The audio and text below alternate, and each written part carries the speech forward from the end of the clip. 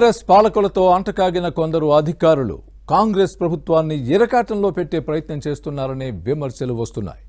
ముఖ్యమంత్రి రేవంత్ రెడ్డి సర్కారు తీసుకుంటున్న విధాన నిర్ణయాలను ముందుగానే విపక్షాలకు లీక్ చేస్తున్నారనే ఆరోపణలు ఉన్నాయి. దీంతో అధికార యంత్రాంగం సమూల ప్రక్షాళన దిశగా సర్కారు అడుగులు వేస్తోంది. ప్రభుత్వ ప్రతిష్టకు భంగం కలిగిస్తున్న అధికారుల్ని కట్టడి చేసేందుకు కాంగ్రెస్ ప్రభుత్వం తీసుకున్న నిర్ణయం ఏంటి?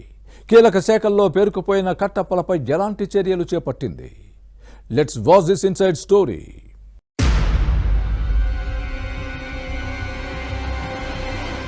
తెలంగాణలో కాంగ్రెస్ ప్రభుత్వం అధికారంలోకి వచ్చి 2 నెలలవుతోంది. పరిపాలనపై పూర్తి స్థాయిలో దృష్టి పెట్టిన ముఖ్యమంత్రి రేవంత్ రెడ్డి నేతృత్వంలోని సర్కార్కు అధికారుల నుంచి కొత్త సవాళ్లు ఎదురవుతున్నాయి. ప్రభుత్వ నిర్ణయాలను అమలు చేయాల్సిన అధికారులు ఇందుకు భిన్నంగా వ్యవహరిస్తున్నారు అనే విమర్శలు వస్తున్నాయి. సాగునీటి పారుదల శాఖలో ఈ పరిస్థితి ఎక్కువగా ఉందనే ఆరోపణలున్నాయి. ముఖ్యమంత్రి, మంత్రులు నిర్వహిస్తున్న సమీక్షా సమావేశాలకు హాజరవుతున్న అధికారుల విధానపరమైన నిర్ణయాల సమాచారాన్ని విపక్షాలకు లీకులు ఇస్తున్నారనే చర్చ సాగుతోంది. అసెంబ్లీ సమావేశాల సందర్భంగా కాంగ్రెస్ సర్కార్ బీఆర్ఎస్ 10 ఏళ్ల పాలనపై పవర్ పాయింట్ ప్రజెంటేషన్ ఇవ్వాలని నిర్ణయించింది. ప్రధాన ప్రతిపక్షాన్ని ఇరకాటంలో పెట్టేలా వ్యూహరచన చేసింది. కానీ ఈ సమాచారం ముందుగానే లీక్ కావడంతో బీఆర్ఎస్ అలర్ట్ అయి కౌంటర్ను రెడీ చేసుకుంది. కాంగ్రెస్ సర్కార్ స్ట్రాటజీ తమకు ముందుగానే తెలిసిపోయిందని మాజీ మంత్రి హరీష్ రావు బాహాటంగానే చెప్పడంతో ముఖ్యమంత్రి రేవంత్ రెడ్డి నేతృత్వంలోని మంత్రులకు ఇబ్బందులు తప్పలేదు. దీంతో సీఎం రేవంత్ రెడ్డి, మంత్రులు, ప్రభుత్వంలోని పెద్దలకు బీఆర్ఎస్ హయాంలో కీలకంగా వ్యవహరించిన పలువురు ఆఫీసర్లపై అనుమానం కలిగింది. దీనిలో భాగంగా ఇప్పటికే చాలా శాఖల్లో ప్రక్షాళన చేశారు. మరికొన్ని కీలక శాఖల్లో ప్రక్షాళన చేయాల్సి ఉండగా లీకుల పర్వం మొదలైంది.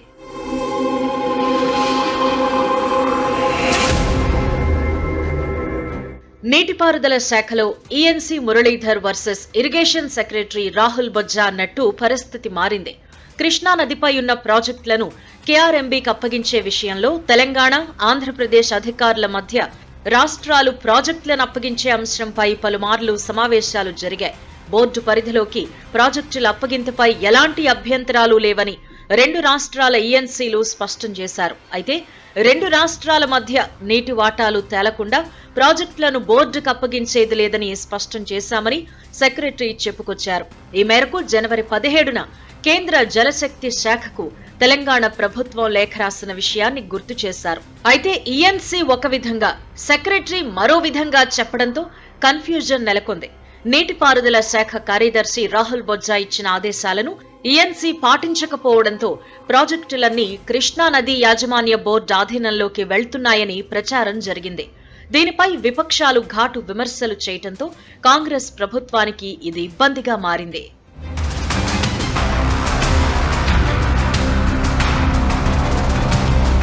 ఇలా కొన్ని శాఖల్లోని అధికారులు, మంత్రులను తప్పుదోవ పట్టిస్తున్నారు అన్న ఆరోపణలున్నాయి. గతంలో కాళేశ్వరం ప్రాజెక్టు వివరాల గురించి ముఖ్యమంత్రి రేవంత్ రెడ్డి ఇరిగేషన్ ఇన్ఛార్జ్ కార్యదర్శి స్మితా సబర్వాల్ అడిగినా తనకు తెలియదని చెప్పిన విషయాన్ని సీఎం ప్రస్తావించిన విషయాన్ని గుర్తు చేసుకోవాలని ఏబీఎన్ ఆంధ్రజ్యోతి ఎండీ వేమూరి రాధాకృష్ణకిచ్చిన ఇంటర్వ్యూలో ముఖ్యమంత్రి కామెంట్ చేశారు.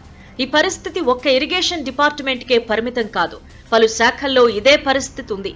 డిసెంబర్లో మంత్రులు పొంగులేటి శ్రీనివాసరెడ్డి, ఉత్తమ్ కుమార్ రెడ్డి, పొన్నం ప్రభాకర్, కోమటిరెడ్డి వెంకటరెడ్డి మేడిగడ్డ ప్రాజెక్టును పరిశీలించి పవర్ పాయింట్ ప్రజెంటేషన్ ఇచ్చారు. గత బీఆర్ఎస్ ప్రభుత్వం ఈ పథకం అంచనా వ్యయాన్ని దశల వారీగా పెంచుకుంటూ పోతే అధికారులు మాత్రం తక్కువ వ్యయం జరిగిందని కాంగ్రెస్ సర్కారుకు చూపించే ప్రయత్నం చేశారనే విమర్శలున్నాయి. కొందరు అధికారుల తీరు సీఎం రేవంత్ రెడ్డి నేతృత్వంలోని సర్కారుకు ఇబ్బందిగా మారుతోంది. దీంతో అధికార యంత్రాంగాన్ని పూర్తిగా ప్రక్షాళన చేసే పనిలో ప్రభుత్వం ఉంది.